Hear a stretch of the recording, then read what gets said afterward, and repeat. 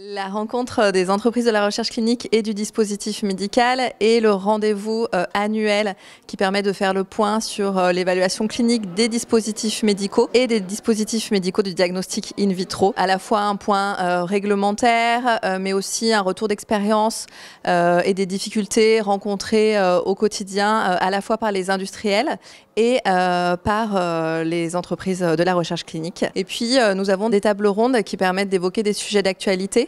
On a par exemple le suivi clinique après commercialisation, quelle stratégie adopter.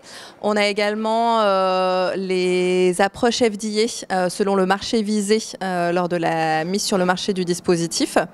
Et enfin, on a une table ronde dédiée à l'évaluation des dispositifs médicaux de diagnostic in vitro, avec des problématiques vraiment liées à l'évaluation du DMDiv. Un des éléments clés aujourd'hui, c'est la captation de données cliniques de qualité. Et la journée AFCRO-DM permet à la fois de se mettre à jour sur les évolutions réglementaires dans le domaine et en même temps de rencontrer du monde pour pouvoir établir des partenariats, pour pouvoir justement avancer de manière positive. Aujourd'hui, c'est pas la première édition. Je pense qu'il y en aura encore beaucoup parce qu'on a énormément de choses à se dire sur l'évaluation clinique des DM et les investigations cliniques.